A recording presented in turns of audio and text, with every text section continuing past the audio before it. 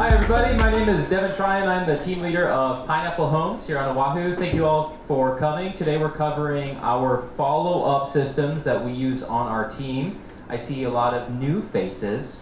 So before we begin, I do want to see who here is this your very first event? Oh good. And who here's been here before? That's the rest of you. Great job. Good job. We can all count. All right, everybody. We're going to cover follow-up systems, things you need to do to make sure you're staying in front and on top of your leads and everybody you talk to. So I want to hear from the audience. What are some reasons that we should follow up with people? What do you think? Steph? So I don't lose them to you. Yeah, so you don't lose them to somebody else. That's a good answer. What else? What do you think, Diane? Oh, keep them at the top of their mind. So Yeah. If they have a need, they'll think of you. Yeah, keep you as an agent at top of their mind. So who here has lost a client? By lost, I mean if they didn't work with you because you didn't stay in touch. You've called them a month, 6 months, a year later, and they go, oh, I'm so glad you called. I want to invite you to my housewarming party. And you're like, I love housewarming parties. Did you just buy it? And they're like, yeah, you should come. And you're like, I'm a realtor. And they're like, oh yeah, I totally forgot about that. Yeah, so we don't want to do that. So today we're going to cover the things that we need to do to stay on top of these leads, these people, and make sure that they don't forget about you. So first one, let's go to the first page. All right, here's a mistake I see a lot of agents make. You get on the phone call with a lead. Let's say it's somebody from an open house or they want to schedule a showing. And then let's say today's Monday, let's say, Sue, you set an appointment with somebody on Friday. And then, so we've got 5 days until the appointment. And here's what I see every agent do.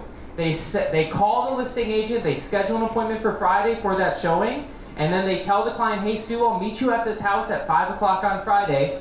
And that client, they don't hear from you on Tuesday, on Wednesday, on Thursday, and then finally Friday comes at 5 o'clock, and that is the next time you actually have a conversation with them.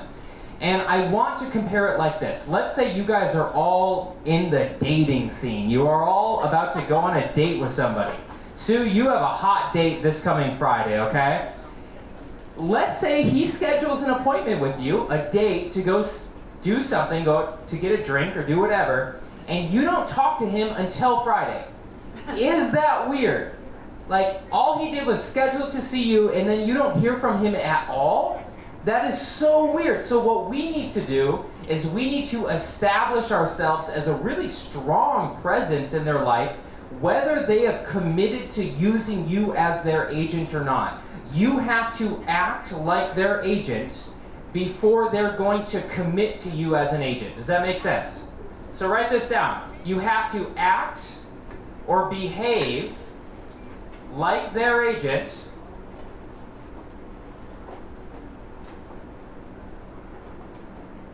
first. If you do not behave like you're their agent and you just say, well, you know what, sign this and then we can start working together, they are not going to want to work with you. I promise you not. You have to deliver value before they're going to be willing to do that with you. Now let's say you do what we do, which was as soon as you get on the phone with Elle, who has a mouthful of water, great job, Elle, you get on the phone with her, and I say, let's go see this place on Friday. And she says, okay, I've got work off, I'm ready, I can't see it any other day this week. And then let's say that night I text her a little bit more information, and let's say I say, hey Elle, by the way, I pulled up some numbers about this place. I know they've already been on the market for 6.5 weeks. Just so you know, I think we could offer a little bit less if we decide. Oh, okay, good to know. And then on Tuesday, I text Elle another great idea. I say, hey Elle, let's go see this other property while we're at it. And you say, oh, okay, sure. And then on Wednesday, I send her an email. Hey Elle, here's 5 or 6 more properties I handpicked that I thought could be really good fit. Let me know what you think about them. Okay, sounds good. And then on Thursday, I'm reminding her of our appointment, and I'm telling her where to park, and I'm giving her the address of where we're meeting at, and maybe even sending her like a link to your website with the listing. And then finally on Friday, I text her and say, hey, I'm excited to see you, I'll see you soon. I don't say, Jonathan, I'm reaching out to confirm our appointment, because that gives them the opportunity to do what? To cancel. What do I say? Hey, I'm really excited to see you later today. And what does that do? That's just a reminder. I'm not asking for confirmation. I'm not even asking them to reply. I'm just reminding them that I need their ass to be there at 5 o'clock because I don't want to be late to whatever else I have going on in my life. And so when you do this, you have now, you have cemented yourself. They may not choose to buy, but you have already proven that you are an amazing agent who's looking out for their interests, and you're finding more properties, and you're excited to work with them. Whether it's a $300,000 place or $15 million, you need to be excited about all of them exactly the same.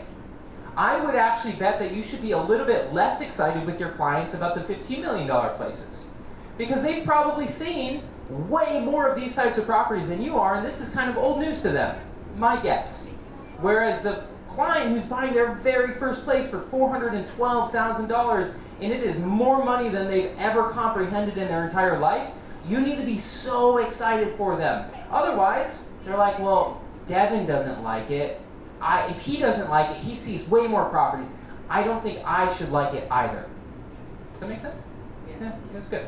So first, before we even get into the actual really technical things, act like their agent before you are their agent. You have to behave like a great agent in order to get great clients. Does that make sense? Pretty easy? Cool, thanks. All right, so let's go through. I want to discuss the different points of your leads. So the very first thing you have is you have your acquisition.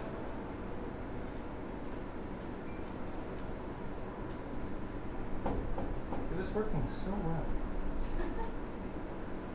All right, so you have the time that you actually acquire a lead. So give me some examples. Where do they come from? Just all at once.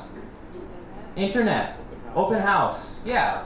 Referral, yeah. Agent-to-agent referrals, yeah. Networking events, door knocking, cold calls, expires, for sale by. There's infinite ways to meet people, and there is no right or wrong way. There is no right or wrong way to acquire a lead. You're going to meet leads. You're going to meet people in parking lots. I've met buyers in bathrooms before. We're both washing our hands and the sink kind of sucks. And I'm like, oh, this sink sucks. He's like, yeah, it does. And he's like, back in Memphis, the sinks were way better. And I was like, that's such a weird thing to say, but this is such a great opportunity. Are you from there? He's like, yeah, I just moved out here. And I was like, oh, well, I'm a realtor. Washing our hands. And then we bought a house for $875,000 a year later. But I had to follow up, right? I didn't just get his number in the bathroom. Maybe I did, I don't know. All right, so we acquire the leads. Then, paper. I use it quite a bit, so it's probably my lowest producing lead source, I guess. All right, once you acquire them, you don't want to just, all right, so who here has ever written a lead down on the back of a napkin? Or you're driving and you're scribbling on your steering wheel or the back of your hand, and then you lose that napkin? Has anybody ever searched their house for hours looking for a tiny slip of paper that has somebody's name and number on it? Stop doing that. Just stop that right now. We don't do that anymore. Let's all just, in your brain, I want you to say, okay, I'm never going to do that again. Just say it in your head. Thank you. So now what we have to do is we have to, I got a brand new whiteboard for this event and the marker doesn't work. All right, so then we have to classify our leads. And this is important because has anybody ever misunderstood the motivation of a client? Meaning you think they're hotter than they are. You think they're ready to buy. And they tell you, Steph, I'm ready. If I find the right place, I'm ready to buy. And you're like, all right, let's do it. And then you see 5 homes, and they're like, I don't know yet. And then they see 20, and they're like, okay, we're getting closer. And you're like, closer? What do you mean? We just we're at the end. They're like, no, we're just starting. And then 2 years later, in 155 properties, they're like, I think I've got a good handle on the market. I'm actually going to move to the mainland, or I'm going to rent. Yeah, and you're like, that's a waste of time. So here's what we need to do as agents before we even start following up with people. We need to classify them. We need to put them in some type of category that allows us to very quickly understand how much time do you as an agent need to put into this person. Because do we agree that some clients are better than others? Will some people transact, and are there people out there that will talk about buying for their entire life and will never actually pull the trigger? Yeah. Are you guys one of these people? No. No. Good. Somebody probably in this room is. So here is how we categorize, and there is no right or wrong way to do it. It needs to be simple. First, you've got your hot leads. And I just want you to write down, these are people that are motivated. They have a strong motivation to purchase. And these now, as I've gotten busier over the last year or two or three, I've actually really made it a point personally that I don't work with unmotivated buyers, like whatsoever. Like I barely, and it's not good, I barely will follow up with them if they don't have any motivation. If they're just like, oh, it would be nice, no, not my client, not for me. Even if they're gonna buy $10 million in a few years, possibly, I don't have the time, the resource of time to chase them down and find out. So now, my favorite clients are military.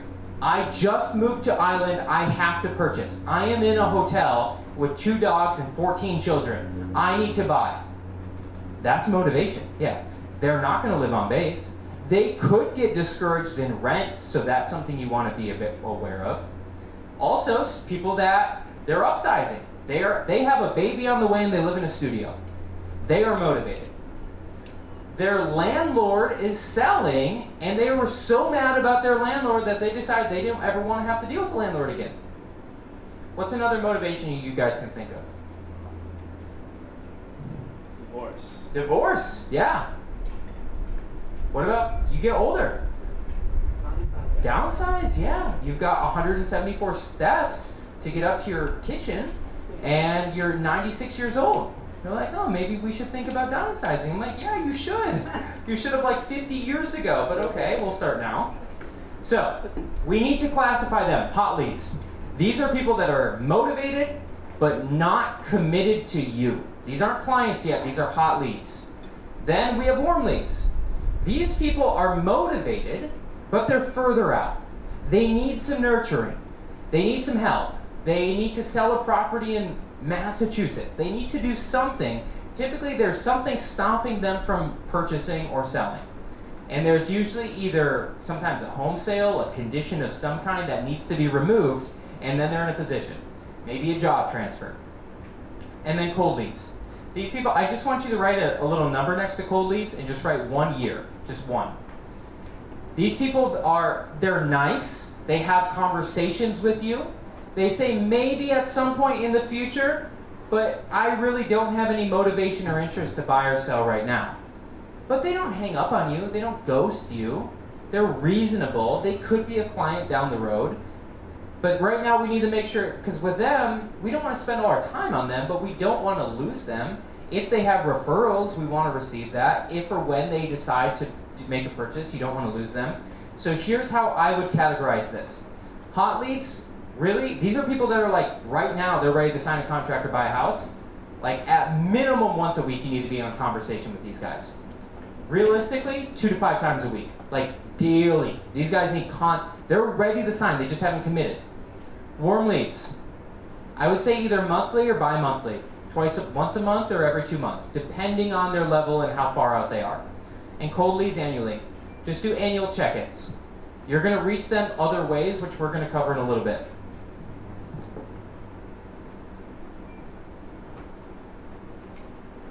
Okay, so we discussed, the first thing is you acquire them, and we've talked about in this series 10 different ways to acquire clients in detail.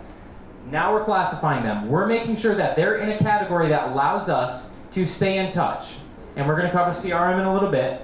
Now we need to implement a lead nurture program. And here's what that looks like. You have to have some type of plan. So first you're going to have an email marketing. I recommend doing monthly or weekly emails to your entire database, to every person you know.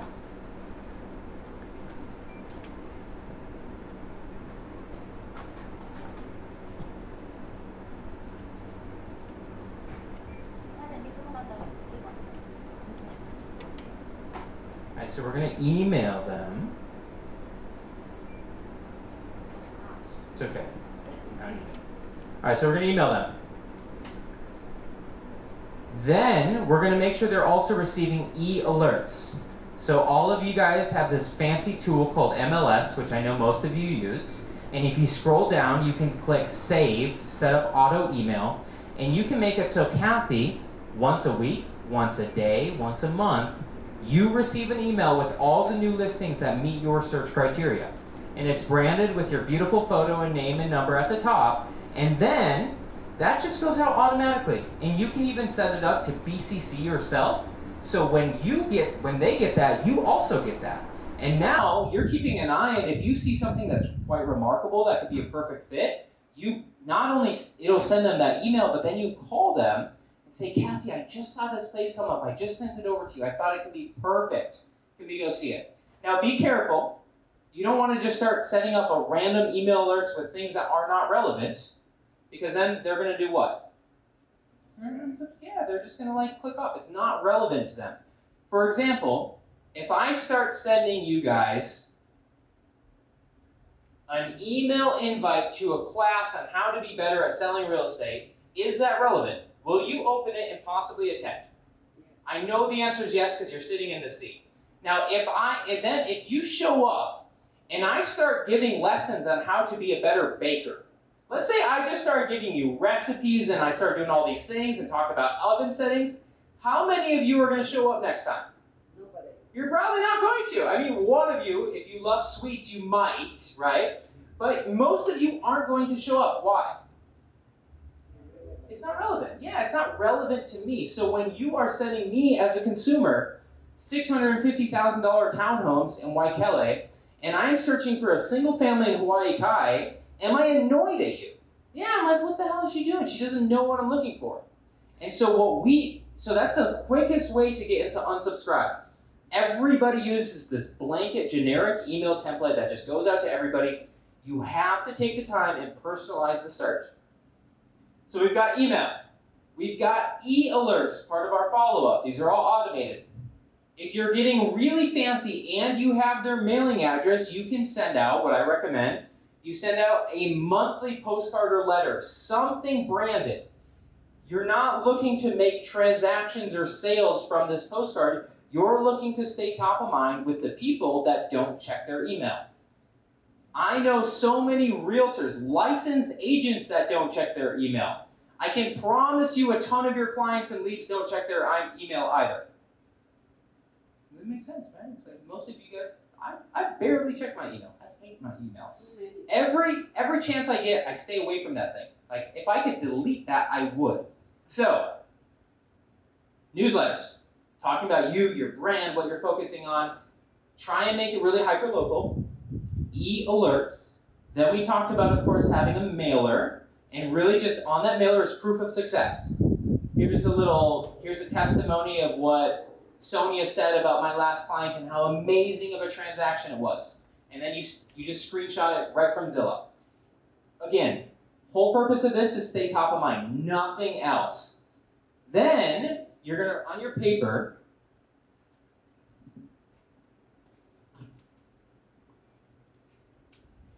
just at the top, write a little, write sphere A for me, or SOIA. Doesn't matter anywhere, just remember this. So now your follow-up is going to go from very simple, automated, like you could literally just pay a 14-year-old to do not only the newsletter, the e-alerts, and your mailer. Like you don't have to do any of that. I don't recommend it. Hire a professional if you're going to do that. But anyway, now we're going to get a little bit more personal. We're going to start doing our in-person touches. So your sphere A, these are people that either do business with you or have sent you business. Remember that. They do business with you, bought or sold, or they've sent business. They already believe in your services.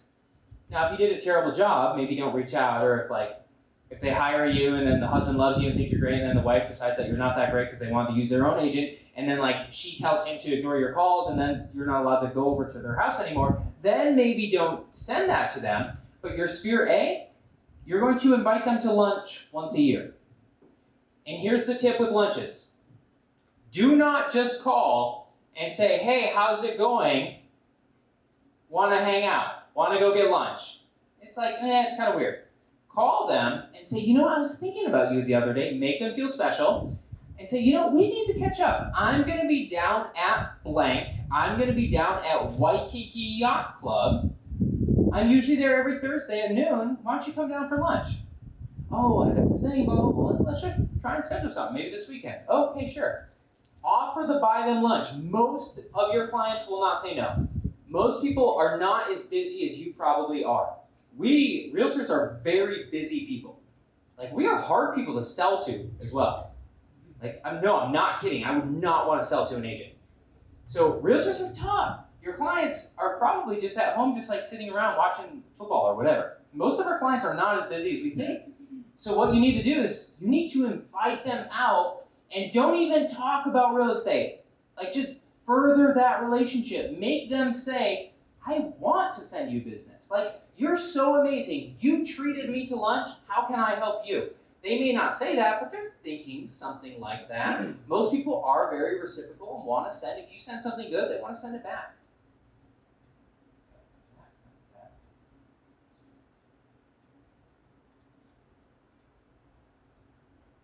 All right, we covered events last time, so I'll just kind of recap it. I really recommend having 4 to 6 events annually, and these are really great ways to reach out and stay on top and invite them to something. So that could be another part of your follow-up system.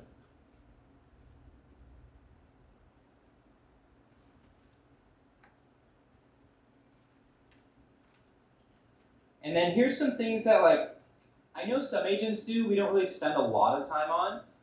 You can get really technical and do things like retargeting, where they start seeing when they log into Facebook, they start seeing your advertisement or homes you've sold. Or when they go onto Google, your banner kind of follows them around. That's an easy way to stay top of mind. Of course, you want to send out thank you cards, birthday gifts, all of that stuff. It's very easy to automate if you put the time in and you have some sort of CRM.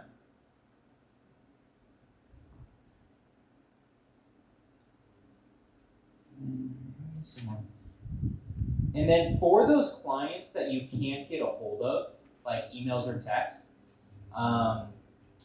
I typically will try and send out like an annual gift box if they're a past client. We've only done it a few times to success, but I know a lot of people that will send out like closing gifts on their home anniversary, like on the day they bought the home a year later. And so what I want you guys all to take from this is we need to make sure that like we are hitting them from every angle. And it's not, notice I didn't say anything about calling them yet. The only time you call them is to invite them to lunch. All of this can be done, automated, while you are in the field, while you're meeting clients. And the best part is when they call you and they're like, oh, Lexi, thank you so much for blah, blah, blah. And you're just like, yeah, I'm so glad you loved it. And you don't even know what they're talking about. But they're just like, it's great, and I use this sleep mask, and you're like, yeah, I do too. It's amazing. Just go with it.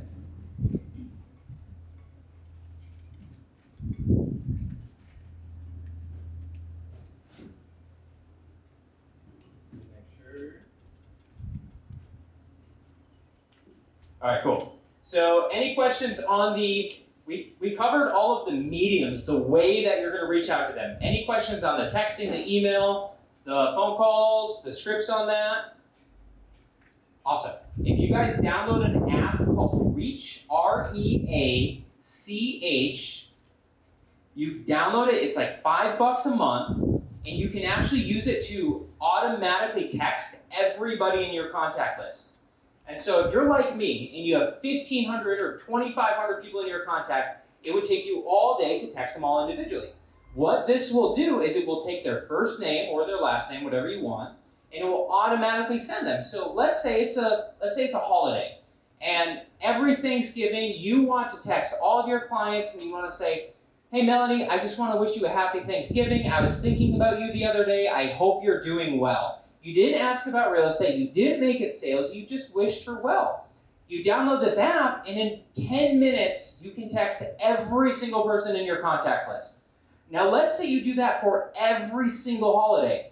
Before you know it, everybody remembers who you are top of mind, you're the local expert, and if you don't do this, the downside is they forget about you. For example, I am in escrow right now with a wonderful woman named Lisa who bought a home in Kapolei 9-10 months ago, and she decided that she didn't want to travel to work anymore, and she works at Pearl Harbor. So she wanted to buy a condo closer to where her office was. And we're under contract. I waited to ask her, I was like, Lisa, just like out of curiosity, how come you didn't use the same agent as before? Like she just bought with her a year ago. I'm sorry if she used any of you guys.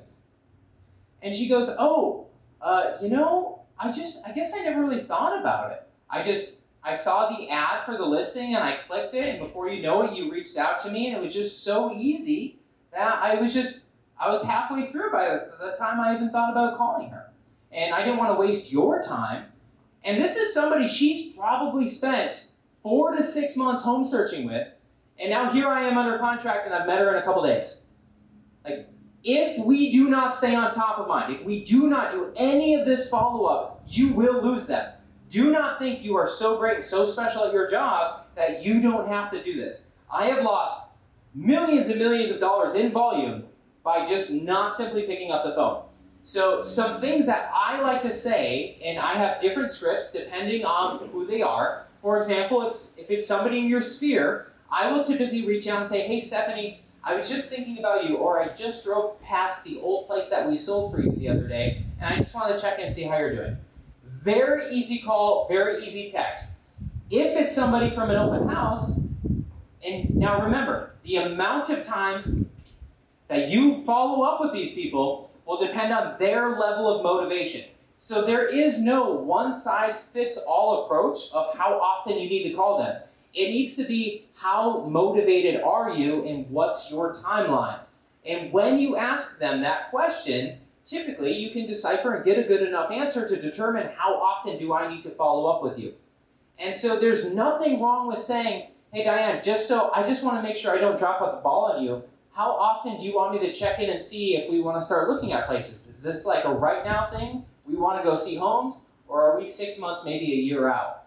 And they'll very often respect that, you asking, and they'll give you a good enough answer. And then you'll follow up usually a little bit before that. So we covered SOI, we covered with open house leads, you want to follow up with something like, again, leading with the carrot. Usually I'll say, hey Lexi, we met at my open house over off of East Manoa Road the other day. I just saw another listing come up. I wanted to see if I could send it over to you. I thought it could have been a good fit. And then she'll say XYZ of whatever, and then I'll ask timeline, be like, hey, are we doing this sooner than later, or you were just kind of checking out the neighborhood? Oh, we were just seeing what was out there, blah, blah, we actually live up the road. And now you know their motivation, and you can classify them based on the category where they fall. And so don't think every single one of your lead sources need to have their own follow-up program. Like ours do, and we've spent a lot of time and money building it out, so each lead source is very independent from all of each other's, but it doesn't take that much work. As long as they're getting your emails, you're sending e-alerts, maybe you're texting them every so often, and you're following up on a monthly basis if they're motivated, you will convert them at an extremely high level. And here's kind of like a tip of the way I try and manage this, because you don't want to get to the point where you have 500 people in your database and then you have to call all of them once a week. Like that's way too much. So what you need to get really good at, and this is a skill, is determining how much do I need to call this person before I lose them. And so my strategy, that's goodbye Johnson, my strategy is I will try and reach out a bunch of times when I very first meet them. I will solidify my relationship with that person. So I might talk to Lexi 7 or 8 times in the first week. Now Lexi knows, okay, Devin's on it. She's already formed a very good, strong opinion of me. Now, if she's less motivated, I can take my foot off the gas, slow down, and I don't have to check in with her as so many times. And this is why it's also so important that when you work with buyers, you make sure they sign the buyer's representation agreement.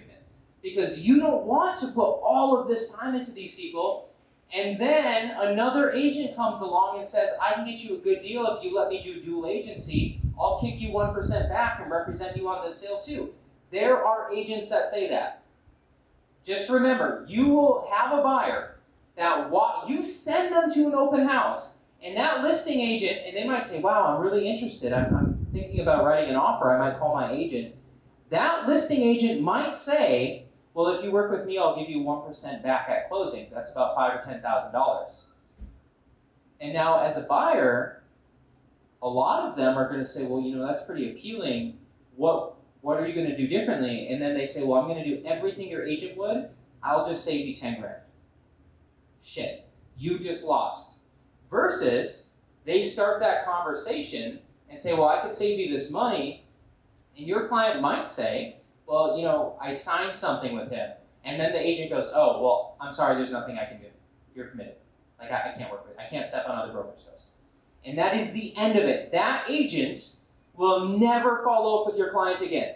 Half the reason I sign the buyer's reps is so I know that when they're out shopping and they meet other agents, that they're not going to get these calls anymore.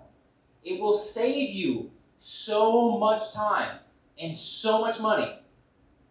Save yourself the effort. Like, I've learned this lesson easily 50 times. And finally one day I was like, okay, I'm not going to learn this lesson. I have learned this lesson enough. I'm tired of learning lessons. I would like to sell homes. So focus on selling the homes, not learning the lessons. Yeah, makes sense. All right, what you got, Al? You use the app Rich. Where do you reply? Do you use the app or you do personal? Which app is this? Rich. Rich.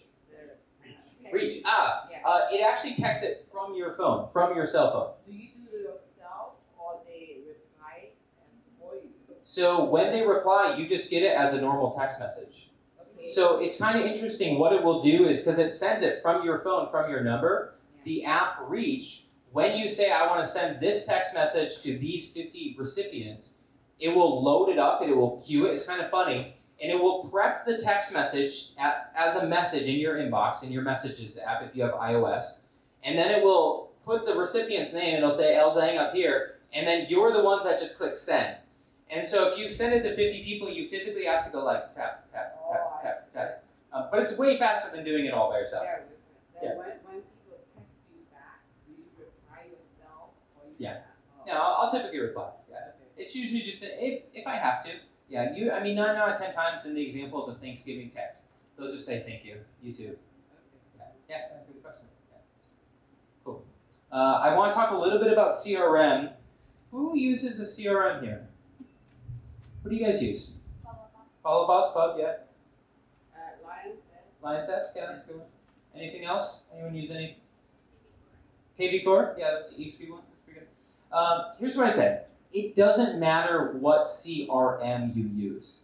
Now, as you're looking to grow and scale, some have functionalities that others don't, so you do want to keep that in mind, but really, the most important thing is that you spend the time going into your system and making sure every person is not only classified, but you go down your list.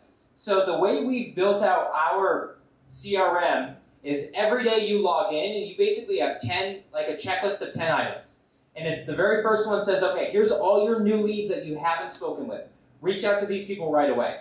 Then the second one is, here's all the new leads that you've reached out to at least once, but you haven't gotten in touch. So those are like new leads category that you have to put somewhere. That's how we do FUB, by the way, Steph. Then your third option is typically you're going to have your active and pending clients. These people, you want to make sure that you're really working them and spending enough time on them. This is your current transactions. And then your fourth leads are going to be your hot leads.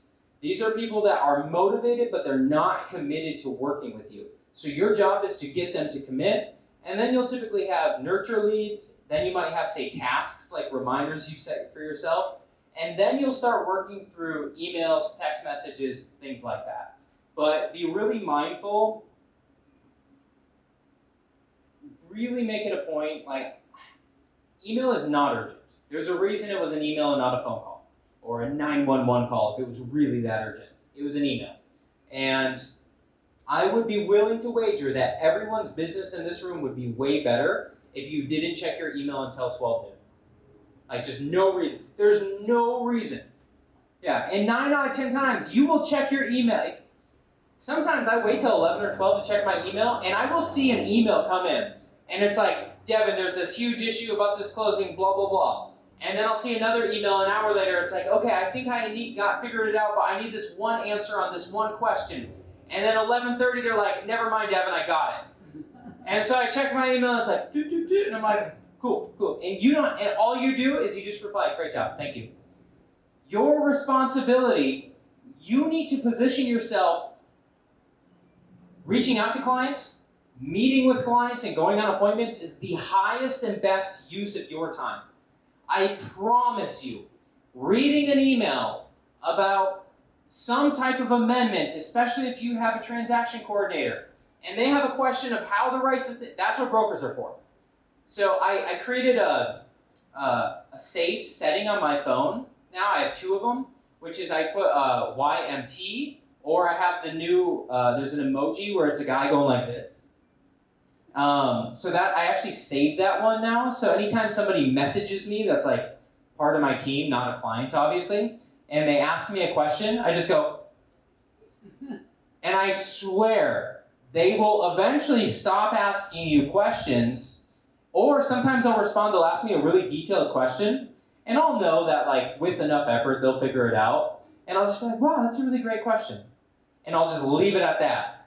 And they're like, well, are you going to answer it? And I'm like, no, you can figure it out. You got this. I believe in you. And eventually, your team, if you have one, which is escrow officers, home inspectors, like if a home inspector calls you as the buyer agent and says, hey, how do we get in the property? Even if you know what I would say? I'd be like, that sounds like, I promise you the seller would definitely know more about that. You have the listing, you have the address, right? Yeah, I would definitely reach out to Steph, she's the listing agent, blah, blah, blah. Now, that should be handled ahead of time, of course, but we need to stop training everybody to come to you for every single question. We as agents love to baby every single thing and like to feel like we're not that important. Our job is to get the clients and make the clients feel understood. We are emotional baggage carriers for our clients. That is what we do.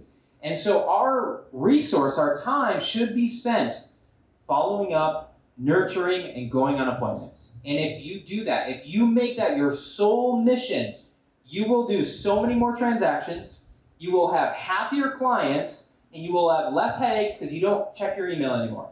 I've literally thought about deleting my email if I could. Cool. Yeah.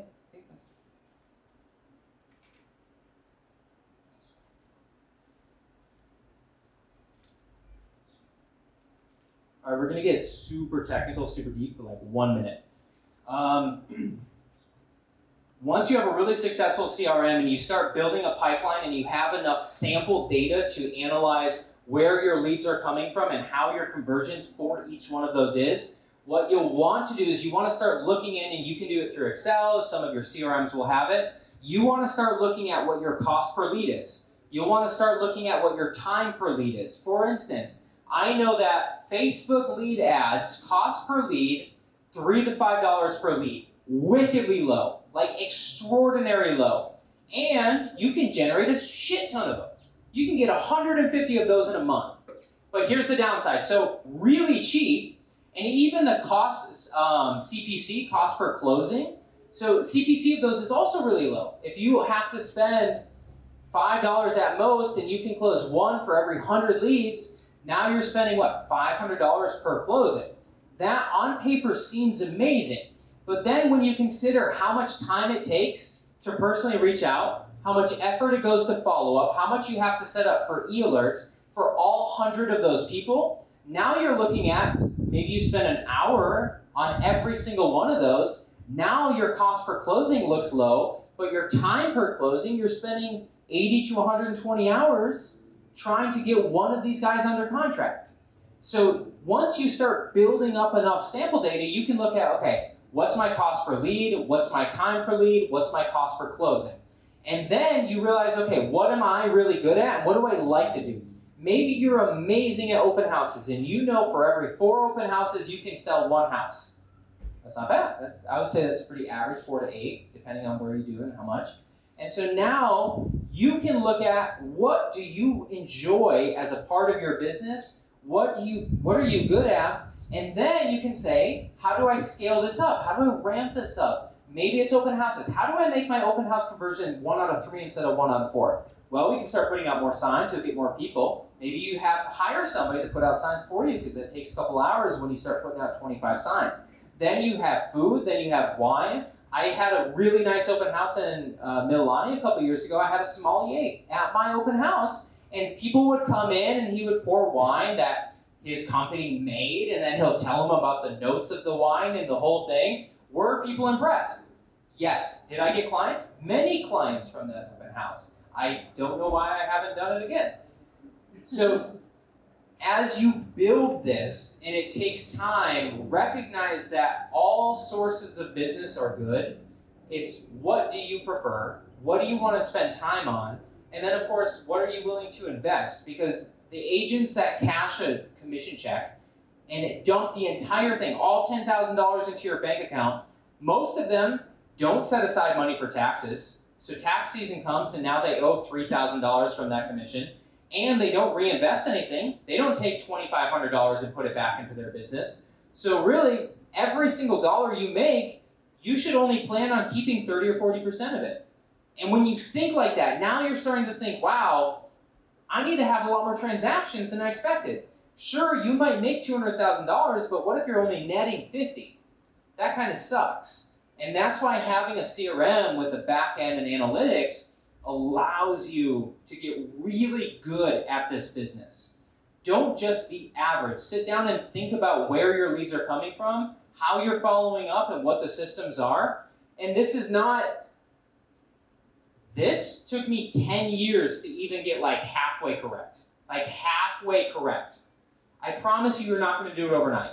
Find 1 or 2 things, just 1 or 2 things every week, every month you can focus on. And eventually, you will have a really successful, thriving real estate business that's bringing in referrals, that's closing deals, that's doing open house, but you have to put in the time.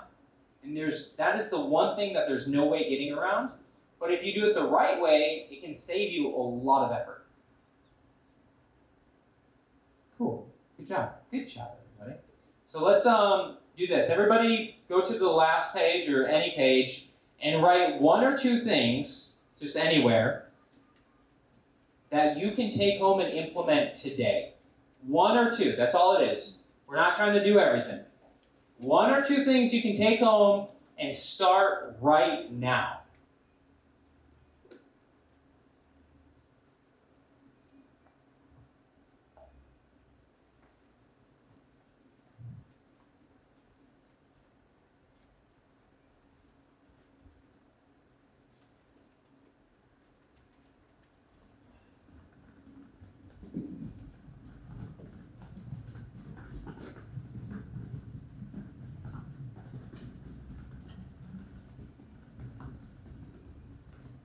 And then I want to hear one of them. I want to hear some of them. What do you got, Steph? Better classify leads, Okay.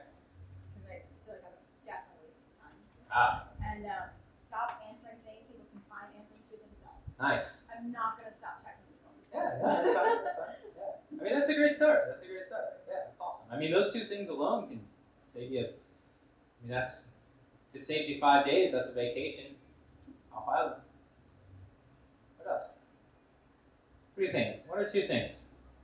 I wrote activate my CRM, because I have paid access to Page Store as well, and I've tried once before, and it was overwhelming.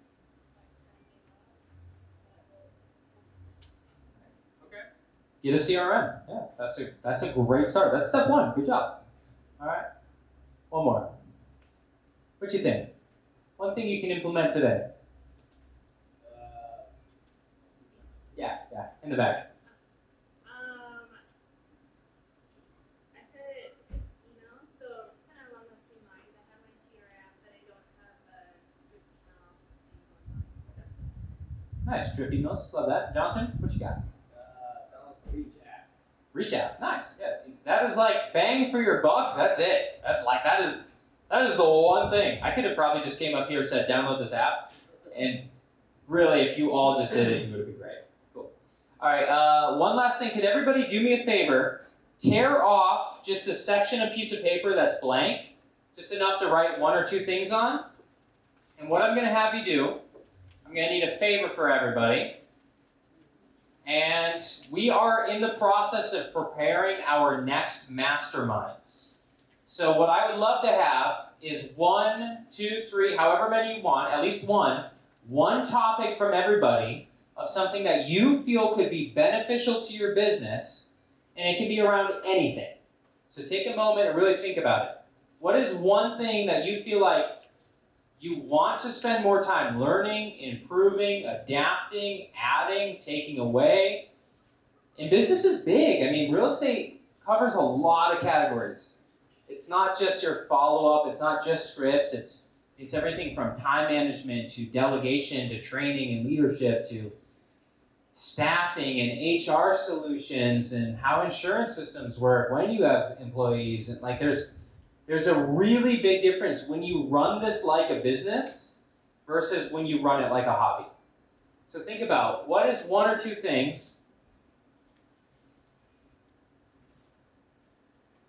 And then in 1 minute, I'll have Lexi go around and collect those. And she's not going to let any of you off the hook.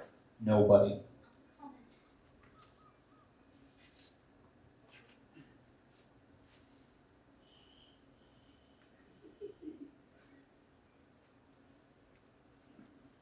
Is anyone ready for this? Yes, just raise your hand up.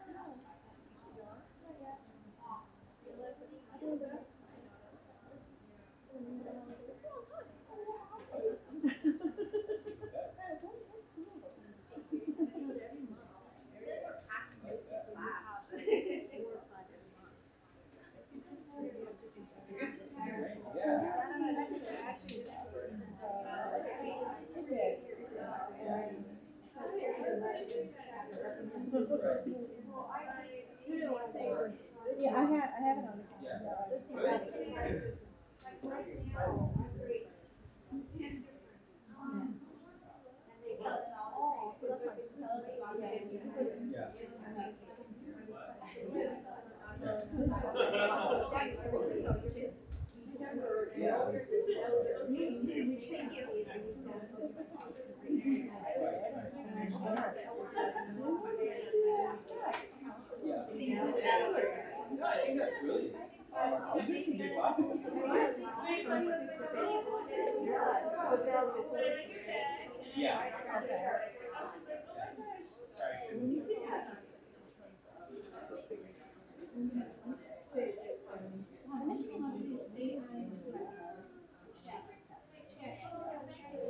No, of course, of course. Welcome. Hey there. Good to see you. Are you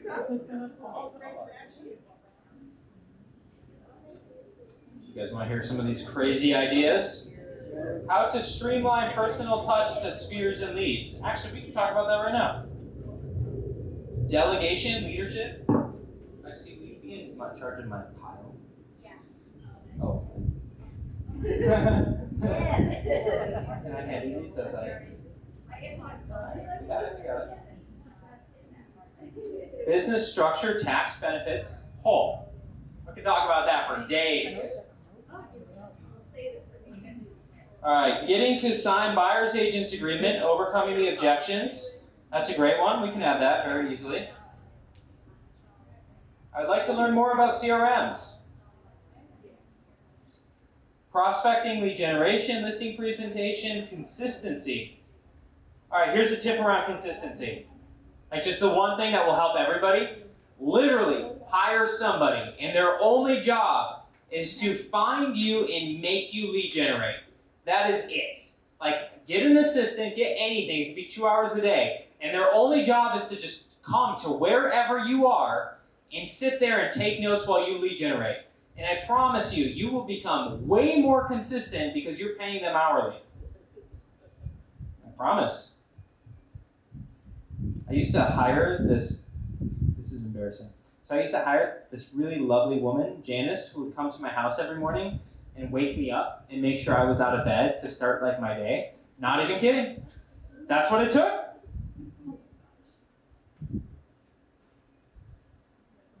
Time management. Okay, yeah. We'll get some of these added. The one thing I'll mention around, I'll just end on this, streamlining the automation in your business.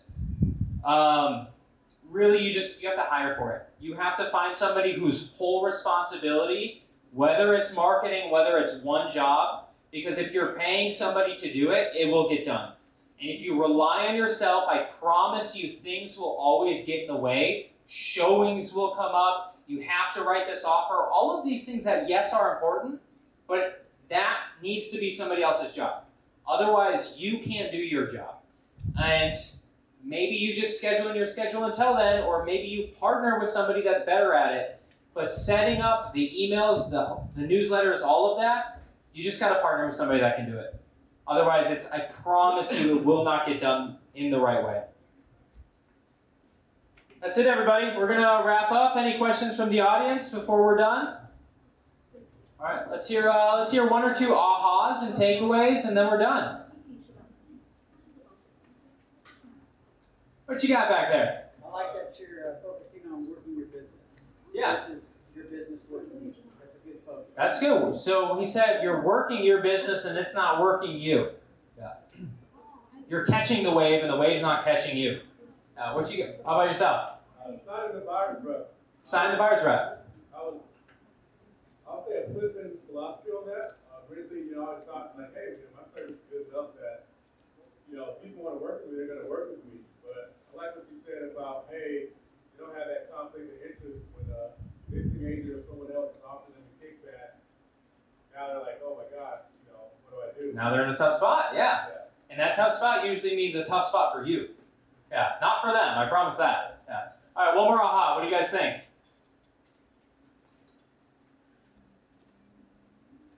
I like the idea of classifying. Classifying, yeah. Because I think a lot of people just spin the wheel. Yeah. And I think they're a lot different now. In the old days, I've been in business since 1971. And there's so much loyalty. Nowadays, you have to really nurture the Yeah. and much more than the old days. In the old days, a handshake or yes is yes. It's no longer. Not like that, yeah. So she said you really have to classify and nurture. And it's not the same when you shake someone's hand. It doesn't really mean much. And that's a great point. And so you have to protect yourself, which will allow you to do your job for them. So really good job, everybody. Way to commit to your learning and education. Really, I say take one or two things and just implement it and make your business a little bit better. And when you do this weekly and daily, you will get better. Our next event, next week, Monday at 11, which is President's Day. So we will be here, and we're covering luxury clients. How to treat them differently. How to earn their business. Because the expectation from somebody that's buying a $10 million home is very different than somebody that's buying their first property. And if you don't navigate that in the right way, you're going to lose a lot of business. A lot of big business that you don't want to lose. Good job, everybody. Thanks for coming. Stay dry out there.